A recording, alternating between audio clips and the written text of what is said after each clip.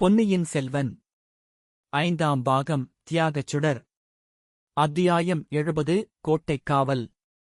கோட்டைக்குள் பிரவேசித்து யானையையும் பல்லக்கையும் காலாந்தகண்டர் சிறிது நேரம் மிக கவனமாக உற்றுப் பார்த்துக் கொண்டிருந்தார். அதிசயமா இருக்கிறதே என்றார். என்ன அதிசயம்? எது அதிசயம் என்று அநிருத்தர் வினவினார். இளவரசர் மதுராந்தகர் இவ்வளவு ஆர்ப்பாட்டத்துடன் கோட்டைக்குள்ளே போவதுதான். இளவரசர் மிக்க கூச்சம் உள்ளவராயிற்றே. பல்லக்கின் திரையை விட்டுக்கொண்டு அல்லவா பிரயாணம் செய்வார்? என்றைக்காவது ஒரு நாள் கூச்சம் தெளிந்துதானே ஆகஸ்ட் வேண்டும். சீக்கிரத்தில் முடிசூட்டிக் கொள்ள வேண்டியவராயிற்றே. மதுராந்தகருக்கு முடிசூட்டுவது என்று முடிவு செய்தாகிவிட்டதா? யார் முடிவு செய்தார்கள்? ஏன்? சக்கரவர்த்திதான். நாம் எல்லாருமாக போய் சக்கரவர்த்தியிடம் நம் சம்மதம் தெரிவித்ததும் சக்கரவர்த்தி முடிவு செய்து நாம் சம்மதம் கொடுத்து என்ன பயன்? கொடும்பாளூர் படைகள் அல்லவா சம்மதம் கொடுக்க வேண்டும். அவர்கள் காவல் புரியும் கோட்டைக்குள் இளவரசர் மதுராந்தகர் இவ்வளவு குதூகலமாக யானை மேல் ஏறிப்போவது அதிசயந்தான் என்றார் காலாந்தகண்டர். யானை சென்று திசையை நோக்கி சில அடிகள் எடுத்து வைத்துவிட்டு மறுபடியும் திரும்பி வந்தார். பின்னர் பெரிய பழுவேட்டரையரை பார்த்து, அண்ணா, நீங்கள் எல்லாரும் கோட்டைக்குள் செல்வதற்கு நான் குறுக்கே நிற்கவில்லை. ஆனால் நான் மட்டும் வர முடியாது. நேற்று வரை என் கட்டுக் காவலுக்குள் இருந்த கோட்டையில் இன்று நான் பிறருடைய அதிகாரத்துக்கு உட்பட்டு பிரவேசிக்க முடியாது. என் மனம் இடங்கொடுக்கவில்லை. நீங்கள் போய்ச் சக்கரவர்த்தியை தரிசித்து அவருடைய விருப்பம் என்னவென்று தெரிந்து கொள்ளுங்கள். நான் நம் சைனியத்துடன் வெளியிலேதான் இருப்பேன். மேலும் வந்தியத்தேவனை தேடிக்கொண்டு கந்தமாறன் போயிருக்கிறான். அவன் என்ன செய்தி கொண்டு வருகிறான் என்று அறிய நான் ஆவலாயிருக்கிறேன். வந்தியத்தேவன் எப்படி பாதாள சிறையிலிருந்து தப்பினான்? யாருடைய உதவியினாலே வெளியேறினான் என்று தெரிந்து கொள்ள வேண்டும். என்னை மன்னித்துவிட்டு நீங்கள் எல்லாரும் கோட்டைக்குள் போங்கள் என்றார். கொடும்பாளூர் வேளார் ஏதோ சொல்ல வாயெடுத்தார். அதற்குள் பெரிய பழுவேட்டரையர் குறுக்கிட்டு, சேனாதிபதி, இந்த மூடனுடைய மூளை கலங்கிப் போயிருக்கிறது. அவன் எக்கேடாவது கெட்டுப் போகட்டும், நாம் போகலாம், வாருங்கள் என்றார். ஆனால் மறுநாள் சக்கரவர்த்தியிடம் இந்த விவரங்கள் எல்லாம் அறிவிக்கப்பட்டபோது அவர் பெரிய பழுவேட்டரையரின் கருத்தை ஒப்புக்கொள்ளவில்லை. காலாந்தகண்டர் வந்தே ஆக வேண்டும் என்று வற்புறுத்தினார். என் அன்பார்ந்த தளபதிகளே, நீங்கள் எல்லாரும் என் நம்பிக்கைக்கு உகந்தவர்கள். ஆனால் உங்கள் எல்லாரிலும் நான் அதிகமாக நம்பிக்கை வைத்திருந்தது கோட்டைக் காவலர் காலாந்தகண்டரிடத்திலேதான். அவர் ஏன் வரவில்லை? அவர் வராத வரையில் உங்களையெல்லாம் நான் அழைத்த காரியம் முடிவாகாது என்றார். பெரிய பழுவேட்டரையர், சக்கரவர்த்தி, மன்னிக்க வேண்டும். நான் ஒப்புக்கொள்கிற எந்த முடிவையும் என் சகோதரனும் ஒப்புக்கொள்வான். அவன் நேரில் வந்துதான் ஆகஸ்ட் வேண்டுமென்பதில்லை என்றார். தனாதிகாரி இராமனுக்கு லக்ஷ்மணன் வாய்த்தது போல் தங்களுக்கு காலாந்தகண்டர் வாய்த்துள்ளார் என்பதை உலகமெல்லாம் அறிந்திருக்கிறது. ஆனாலும் அவர் ஏன் இங்கு இன்றைக்கு வரவில்லை? இதற்கு முன்னால் இங்கு நான் நடத்தியுள்ள முக்கியமான எல்லா மந்திராலோசனைகளிலும் சின்ன பழுவேட்டரையர் இருந்திருக்கிறார். அவரை கேளாமல் எந்த முடிவும் நாம் செய்ததில்லை. அத்தகைய அறிவர் சிறந்த வீரர் இப்போது மட்டும் ஏன் வராமலிருக்க வேண்டும் என்று கேட்டார் சக்கரவர்த்தி. முதன் மந்திரி அநிருத்தர், பெருமானே, அதற்கு நான் மறுமொழி சொல்கிறேன். காலாந்தகண்டர் இன்று குருவுக்கு மிஞ்சிய சீடர் ஆகிவிட்டார். சக்கரவர்த்தி அழைப்பதாகச் சொல்லியும் வருவதற்கு மறுத்துவிட்டார். பெரிய பழுவேட்டரையரும் எவ்வளவோ புத்தி கூறியும் அவர் கேட்டுக்கொள்ளவில்லை. கோட்டைக்குள் வருவதற்கு மறுத்துவிட்டார் என்றார். ஆனால் ஒன்றை மட்டும் மறந்துவிட வேண்டாம். சக்கரவர்த்தியின் விருப்பத்தையொட்டி நாம் இங்கு செய்யும் எந்த முடிவையும் தாம் ஒப்புக்கொள்வதாகச் சொல்லியிருக்கிறார் என்றான் பார்த்திபேந்திரன். ஆனாலும் இங்கு வருவதற்கு சின்ன பழுவேட்டரையர் மறுத்ததற்கு காரணம் என்ன? அவர் மனத்தில் இன்னும் ஏதாவது விபரீத சந்தேகம் தோன்றியிருக்கிறதா? மருண்டவன் கண்ணுக்கு இருண்டதெல்லாம் பேய் என்று சொல்வதில்லையா? அவருக்கு இப்போது எது எடுத்தாலும் சந்தேகந்தான். இங்கே மதுராந்தகர் பத்திரமாயிருக்கிறாரா என்பது பற்றி சந்தேகம். வந்தியத்தேவன் பாதாள சிறையிலிருந்து தப்பிச் சென்று விட்டது பற்றி சந்தேகம். காலாந்தகண்டர் மனத்தில் ஏதேனும் சந்தேகம் உதித்தால் அதற்கு காரணம் இல்லாமற் போகாது என்று சக்கரவர்த்தி கூறியதும் சிறிது நேரம் அங்கே மௌனம் குடிகொண்டிருந்தது. ஒவ்வொருவர் மனத்திலும் வெவ்வேறு சிந்தனை தோன்றியது. பெரிய பழுவேட்டரையர் தொண்டையை கனைத்துக் கொண்டு, பெருமானே, என் சகோதரனுடைய சந்தேகத்துக்குக் காரணம் இருக்கலாம், இல்லாமலும் போகலாம். அவனைப் பற்றி நான் குற்றம் கூறவும் விரும்பவில்லை. ஆனால் அவன் கோட்டைக்கு வர மறுத்ததற்கு உண்மையான காரணம் என்னவென்பதைச் சொல்லிவிடுகிறேன். இந்த தஞ்சாவூர் கோட்டை வெகுகாலமாக அவனுடைய கட்டுக்காவலுக்குள் இருந்ததாம். இப்போது பெரிய வேளாரின் அதிகாரத்துக்கு கோட்டை காவல் மாறிவிட்டதாம். அதனால் அவன் இக்கோட்டைக்குள் வர முடியாதாம். அவருடைய இப்படிப்பட்ட அதிக பிரசங்கித்தனத்துக்கு யார்தான் என்ன செய்ய முடியும் என்றார். ஏன், நீதி செய்ய முடியும் என்றார் சுந்தர சோழ சக்கரவர்த்தி. சக்கரவர்த்தி இவ்வாறு கூறியதும் எல்லாரும் மௌனமாயிருந்தார்கள். மறுபடியும் சுந்தர சோழர், அமைச்சர்களே, சோழ குலத்தின் புகழுக்கெல்லாம் அடிப்படையான காரணம் இந்த குலத்து மன்னர்கள் நீதி வழுவாத நெறியில் நின்று வந்ததுதான். என் குலத்து முன்னோர் ஒருவர் தமது அருமை குமாரனைக் கன்று குட்டியின் பேரில் தேரை ஏற்றிக் கொன்றதற்காக அவனுக்கு மரண தண்டனை விதித்த வரலாற்றை நீங்கள் எல்லோரும் அறிவீர்கள். பசுக்களுக்கு நீதி வழங்கியவர்கள் குடிமக்களுக்கு எத்தகைய நீதி வழங்கியிருப்பார்கள்? தங்கள் ஆட்சிக்கு துணை நின்ற தளபதிகளுக்கு எப்படி நியாயம் வழங்கியிருப்பார்கள்? நான் மட்டும் அந்த மரபுக்கு மாறாக நடந்து சோழ குலத்துக்கு ஏன் களங்கத்தை உண்டாக்க வேண்டும்? சின்னப் பழுவேட்டரையரிடமிருந்து தஞ்சை கோட்டை காவலை பெரிய வேளார் கைப்பற்றியது பெருந்தவறு. என் அருமை மகன் அகால மரணமடைந்த துயரத்தில் மூழ்கியிருந்தபடியால் சின்னப் பழுவேட்டரையருக்கு இழைத்த அநீதியைப் பற்றி நான் சிந்திக்கத் தவறிவிட்டேன். சேனாதிபதி இக்கோட்டை காவலை மீண்டும் அவரிடம் மாற்றிக் கொடுத்துவிட வேண்டியதான் என்றார். கொடும்பாளூர் பெரிய வேளாரின் முகத்தில் ஈயாடவில்லை. திருக்கோவலூர் மலையமான் அப்போது முன்வந்து, ஐயா, தஞ்சை கோட்டை காவல் சின்னப் பழுவேட்டரையரிடம் இருந்தபோது அந்தப் பொறுப்பை அவர் சரியாக நிறைவேற்றியதாக தெரியவில்லையே. சதிகாரன் ஒருவன் இந்தக் கோட்டைக்குள் புகுந்து அரண்மனை அந்தப் புறம் வரைக்கும் வந்து தங்கள் பேரில் வேல் எறியும்படிக்கும் நேர்ந்துவிட்டதே. யாரோ ஒரு ஊமை பெண் குறுக்கிட்டு தங்கள் உயிரைக் காப்பாற்றும்படி நேர்ந்துவிட்டதே. அவள் அச்சமயம் வராவிட்டால் என்ன நடந்திருக்கும்? இந்த தஞ்சை கோட்டையில் உள்ள ஆயுதச் சாலையில் எண்ணுவதற்கு இயலாத வாள்களும் வேல்களும் ஈட்டிகளும் அடுக்கி வைத்திருந்து என்ன பயன்? இங்கே கோட்டை காவலுக்கு என்று இத்தனை வீரர்களும் வேளக்காரப் படையைச் சேர்ந்த வீராதி வீரர்களும் இருந்து என்ன பயன்? தளபதி சின்னப் பழுவேட்டரையர் தமது பொறுப்பை சரிவர நிறைவேற்றியதாகச் சொல்ல முடியுமா? அவரிடமிருந்து நம் பெரிய வேளார் கோட்டை காவலை கைப்பற்றியது எப்படித் தவறாகும் என்று கேட்டார். மாமா, விதியின் கொடுமைக்கு யார் மீது குற்றம் சுமத்தி என்ன செய்வது?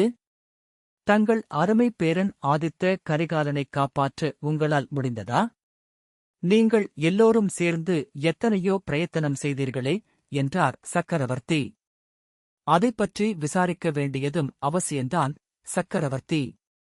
கடம்பூர் அரண்மனையில் நேர்ந்த கொடிய சம்பவத்துக்கு பொறுப்பாளி யார் என்று இன்னும் விசாரணை நடக்கவில்லை. அதைப் பற்றிய உண்மை வெளியாகவும் இல்லை என்றார் மலையமான். பெரிய பழுவேட்டரையரின் வருகைக்காக காத்துக் கொண்டிருந்தோம். அவர் வந்துவிட்டபடியால் இனி விசாரணை ஆரம்பிக்கப்பட வேண்டும் என்றார் சேனாதிபதி பெரிய வேளார். விசாரணை ஆரம்பிப்பதற்கு முன்னால் கொலை குற்றம் சாட்டப்பட்ட வந்தியத்தேவன் பாதாள சிறையிலிருந்து தப்பி ஓடியது எப்படி? அதற்கு பொறுப்பு யார் என்பதையும் இப்பொழுதே தீர விசாரிக்க வேண்டும் என்றான் பார்த்திபேந்திரன். ஆமாம், அதுவும் கேள்விப்பட்டேன் சேனாதிபதி. வந்தியத்தேவன் பாதாள சிறையிலிருந்து தப்பி ஓடியது எப்படி? அதற்கு யார் பொறுப்பு ஏற்பது என்று சக்கரவர்த்தி கேட்டார். சக்கரவர்த்தி, அதற்கு மறுமொழி முதன் மந்திரி அநிருத்தர் சொல்ல வேண்டும் என்றார் பெரிய வேளார். பிரபு, அந்தப் பொறுப்பை நானே ஏற்றுக்கொள்கிறேன். வந்தியத்தேவன் தப்பி ஓடியது நான் செய்த ஒரு சிறிய தவறினால்தான். ஆனால் அவனை திரும்பக் கொண்டு வந்து ஒப்புவிக்கும் பொறுப்பையும் நானே ஏற்றுக்கொள்கிறேன். அதில் தவறினால் உரிய தண்டனைக்கு உள்ளாகிறேன் என்றார் அநிருத்தர். அந்தப் பொறுப்பை முதன் மந்திரிக்கு முன்னால் என் நண்பன் கந்தமாறன் ஏற்றுக்கொண்டு விட்டான். பாதாள சிறையிலிருந்து தப்பி ஓடியவனை துரத்திக் கொண்டு போயிருக்கிறான் என்றான் பார்த்திபேந்திரன். இந்தச் சம்பாஷணைகள் எல்லாம் நடந்து கொண்டிருக்கும் போது அந்த அறையில் பெண்மணிகள் இருவர் அமர்ந்திருந்தனர். அவர்கள் சக்கரவர்த்தினி வானமாதேவியும் இளைய பிராட்டி குந்தவையுந்தான். வந்தியத்தேவனை கந்தமாறன் துரத்திக் கொண்டு போயிருக்கிறான் என்ற செய்தியைக் கேட்டதும் இளைய பிராட்டி குந்தவை தேவியின் முகம் மாறுதல் அடைந்ததை முதன் மந்திரி அநிருத்தர் மட்டுமே கவனித்தார். பார்த்திபேந்திரனை பார்த்து, பல்லவ குமாரா, உன் நண்பன் கந்தமாறன் வெகு கெட்டிக்காரன்தான். ஆனால் சில காரியங்களில் அவனை நம்புவதில் பயனில்லை. அவனுடைய சொந்த கடம்பூர் மாளிகையில் வந்து தங்கியிருந்த சோழ நாட்டின் கண்ணுக்கு கண்ணான இளவரசர் கரிகாலரை அவனால் காப்பாற்ற முடியவில்லையே. சிறையிலிருந்து தப்பி ஓடிய வந்தியத்தேவனை அவனால் பிடிக்க முடியுமா? எனக்குத் தோன்றவில்லை என்றார் முதன் மந்திரி. தமது கடைசி வார்த்தைகளில் அடங்கிய குறிப்பை குந்தவை பிராட்டி தெரிந்து கொண்டாள் என்பதையும் கவனித்துக் கொண்டார். மேலும் கந்தமாறனும் வந்தியத்தேவனும் அத்தியந்த நண்பர்கள் என்று நான் கேள்விப்பட்டிருக்கிறேன் என்றார் சேனாதிபதி வேளார். அது பழைய கதை சக்கரவர்த்தி. சோழ குலத்துக்குத் துரோகம் செய்த யாரும் சம்புவரையர் குலத்துக்கு சிநேகமாயிருக்க முடியாது என்றார் பெரிய சம்புவரையர். அதைப்பற்றி இப்போது என்ன பேச்சு? வந்தியத்தேவனை திரும்பக் கொண்டு வந்து ஒப்புவிக்கிற பொறுப்பைத்தான் முதன் மந்திரி அநிருத்தர் ஏற்றுக்கொண்டு விட்டாரே. சேனாதிபதி தஞ்சைக் கோட்டைக் காவலை திரும்பச் சின்ன பழுவேட்டரையரிடம் ஒப்புவித்துவிட வேண்டியதுதான் என்றார் சுந்தர சோழர். சக்கரவர்த்தியின் கட்டளை இது என்றால் நிறைவேற்றி வைக்க சித்தமாயிருக்கிறேன் என்றார் சேனாதிபதி பெரிய வேளார். அவருடைய குரலின் தொனியில் அவரது உள்ளத்தில் பொங்கிய கோபம் வெளியாயிற்று. கொடும்பாளூர் மாமா, தாங்கள் என்னைவிட வயதிலும் அனுபவத்திலும் எவ்வளவோ மூத்தவர். என் தந்தையைப் போல் தங்களிடம் நான் பக்தி கொண்டவன். தங்களுக்கு நான் கட்டளையிட முடியுமா? என் அபிப்பிராயத்தைச் சொன்னேன். இந்த விஷயத்தில் இங்குள்ள மற்றவர்களின் அபிப்பிராயத்தையும் தெரிந்து கொண்டு செய்ய வேண்டியதைப் பற்றி பிறகு கவனிக்கலாமே என்றார் சக்கரவர்த்தி. எனக்கு அதில் விருப்பம் இல்லை. சின்னப் பழுவேட்டரையர் தமது கடமையில் தவறிவிட்டார். ஆகையால் கோட்டைக் காவலை திரும்பக் கொடுக்கக் கூடாது என்று கண்டிப்பாக மறுத்துக் கூறினார் திருக்கோவலூர் மலையமான். முதன் மந்திரியின் கருத்து என்ன என்று சக்கரவர்த்தி கேட்டார். நடந்தது நடந்துவிட்டது. இப்போது கோட்டைக் காவலை மாற்றுவதில் சில கஷ்டங்கள் ஏற்படக்கூடும். இராஜ்ய உரிமை சம்பந்தமாக பேசி முடிவு செய்வதற்காக எங்களை எல்லாம் அழைத்திருக்கிறீர்கள். அந்த விஷயம் முடிவான பிறகு இதை எடுத்துக் கொள்ளலாம் என்றார் அநிருத்தர். சின்ன பழுவேட்டரையர் இல்லாமல் நாம் எந்த முடிவுக்கும் வர முடியாது. தனாதிகாரி, தங்கள் கருத்து என்ன என்று கேட்டார் சுந்தர சோழ சக்கரவர்த்தி. மலையமான் கருத்தை நானும் ஒப்புக்கொள்கிறேன். என் சகோதரன் தன் கடமையில் தவறிவிட்டான். பொறுப்பை சரிவர நிறைவேற்றவில்லை. ஆகையால் கோட்டைக் காவலை அவரிடம் திருப்பிக் கொடுக்க வேண்டியதில்லை என்றார் பெரிய பழுவேட்டரையர். அவருடைய சகோதர வாஞ்சையை அங்கிருந்த எல்லோரும் நன்கு அறிந்தவர்களாதலால் பெரிய பழுவேட்டரையரின் மேற்கூறிய மறுமொழி அனைவருக்கும் வியப்பை உண்டாக்கியது. அதைக் காட்டிலும் சக்கரவர்த்தி தொடர்ந்து கூறியது அதிக வியப்பையும் திகைப்பையுமே உண்டாக்கிவிட்டது. தனாதிகாரி, சின்னப் பழுவேட்டரையர் அவருடைய கடமையில் தவறவில்லை. நானும் தாங்களுந்தான் அவருடைய வார்த்தையைக் கேட்கத் தவறிவிட்டோ இம். அவர் அவ்வப்போது செய்த எச்சரிக்கைகளையும் நாம் இருவருமே பொருட்படுத்தவில்லை. எல்லாரும் கேளுங்கள். மதுரை வீரபாண்டியனுடைய ஆபத்துதவிகளைப் பற்றி சின்னப் பழுவேட்டரையர் அடிக்கடி எனக்கு எச்சரிக்கை செய்து வந்தார். அவர்கள் இந்தக் கோட்டைக்கு உள்ளேயே தொடர்பு வைத்துக் கொண்டிருப்பதாகவும் கூறினார். ஆகையால் என் அரண்மனைக்கும் அந்தப் புறத்துக்கும் கூட இன்னும் கடுமையான காவல் போட வேண்டும் என்று வற்புறுத்தினார். தனாதிகாரியின் அரண்மனைக்கும் என் அரண்மனைக்கும் உள்ள இரகசிய வழிகளை அழைத்துவிட வேண்டும் என்றும் 2 அரண்மனைக்கும் மத்தியில் காவல் போட வேண்டும் என்றும் வற்புறுத்தினார். பெரிய பழுவேட்டரையரிடம் காலாந்தகண்டர் எவ்வளவு பக்தி கொண்டவர் என்பது உங்களுக்கெல்லாம் தெரிந்த விஷயமே. ஆயினும் தனாதிகாரி பேரிலேயே அவர் என்னிடம் புகார் சொன்னார். தம் தமையனார் ஏமாற்றப்பட்டு வருவதாகவும் அவர் அரண்மனையிலேயே சதிகாரர்கள் வருவதாகத் தாம் சந்தேகிப்பதாகவும் தெரிவித்தார். பெரிய பழுவேட்டரையரை அவருடைய அரண்மனையிலிருந்து வேறு அரண்மனைக்குப் போகச் சொல்லிவிட வேண்டும் என்றும் பொக்கிஷத்தையும் வேறு இடத்துக்கு மாற்றிவிட வேண்டும் என்றும் யோசனைகள் கூறினார். அந்த எச்சரிக்கைகளையெல்லாம் நான் செவியில் வாங்கிக் கொள்ளவே இல்லை. இச்சமயம் பெரிய பழுவேட்டரையர் தமது தொண்டையை ஒருமுறை கனைத்துக் கொண்டார். அதைக் கேட்டு சுந்தர சோழர் தம் பேச்சை நிறுத்தினார். சக்கரவர்த்தி, என் பேரில் தங்களுடைய கருணை காரணமாக தாங்கள் சொல்லாமல் விட்டதையும் நான் சொல்லுகிறேன். என்னுடைய அவமானத்தை தாங்கள் வெளியிட விரும்பவில்லை. நானே வெளியிட்டுக் கொள்கிறேன். நான் மோக வலையில் மூழ்கி மணந்து கொண்ட நந்தினியைப் பற்றி என் சகோதரன் எனக்கு எச்சரிக்கை செய்தான். மந்திரவாதி என்று சொல்லிக் கொண்டு அவளிடம் பாண்டிய நாட்டு ஆபத்துதவிகளின் தலைவன் வந்து போவதாகவும் எச்சரிக்கை செய்தான். மாய மோகத்தில் மூழ்கி கண்ணிழந்து குருடனாயிருந்த நான் அதற்கு செவி சாய்க்கவில்லை. ஆனாலும் அவன் தன் கடமையிலிருந்து தவறியவன்தான். அவனுக்கு அவ்வளவு நிச்சயமாக தெரிந்திருக்கும்போது அவன் அந்த பாதகையையும் அவளிடம் வந்து கொண்டிருந்தவர்களையும் கண்டுபிடித்துக் கொண்டிருக்க வேண்டும். நான் தடுத்திருந்தால் தமையன் என்று பாராமல் அவனுடைய கைவாளால் என்னையும் கொன்றிருக்க வேண்டும். அவ்விதம் செய்யத் தவறியது அவன் கடமையைக் கைவிட்டதுதானே என்று பெரிய பழுவேட்டரையர் தம் பெரிய குரலில் கூறியதைக் கேட்டவர்களுக்கெல்லாம் மெய் சிலிர்த்தது. அவருடைய வார்த்தைகளில் ததும்பிய சொல்ல முடியாத மனவேதனையை அறிந்து கொண்டு ஒவ்வொருவரும் வேதனைப்பட்டார்கள். தனாதிகாரி, கொஞ்சம் பொறுங்கள். தங்கள் சகோதரர் சின்னப் பழுவேட்டரையர் கடமையை கருதி அவ்வாறு செய்யக்கூடியவர்தான். அதற்கு நானே தடையாக இருந்தேன். தங்களைப் பற்றியாவது தங்கள் இளையராணியைப் பற்றியாவது ஏதாவது புகார் சொல்வதாயிருந்தால் என் முகத்திலே விழிக்க வேண்டாம் என்று கட்டளையிட்டேன். தங்களுடைய அரண்மனையிலிருந்து தங்களை வேறிடத்துக்கு மாற்றிவிட்டு அங்கே வேளக்காரப் படையைக் கொண்டு வைக்கும் யோசனையையும் நிராகரித்தேன். அப்படி அஞ்சி அஞ்சி வாழ்ந்து எதற்காக இந்த உயிரைக் காப்பாற்றிக் கொள்ள வேண்டும் என்று கேட்டேன். என் மனத்தில் குடிகொண்டிருந்த வேதனையும் என் உடலைப் பற்றியிருந்த நோயும் என்னை வாழ்க்கையை வெறுக்கும்படி செய்திருந்தன.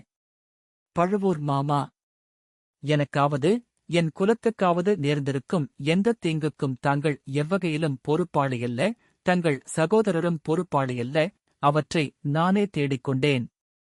இவ்வாறு சக்கரவர்த்தி கூறியதைக் கேட்டுக் கொண்டிருந்த பெரிய பழுவேட்டரையரின் கண்களிலிருந்து கண்ணீர் தாரை தாரையாகப் பெருகியது. ஆம், சின்னப் பழுவேட்டரையர் மீது அணுவளவும் தவறில்லை. முதல் வந்தியத்தேவன் என்னும் ஒரு வாலிபன் இங்கு முதல் வந்திருந்த போதே காலாந்தகண்டர் எச்சரிக்கை செய்தார்.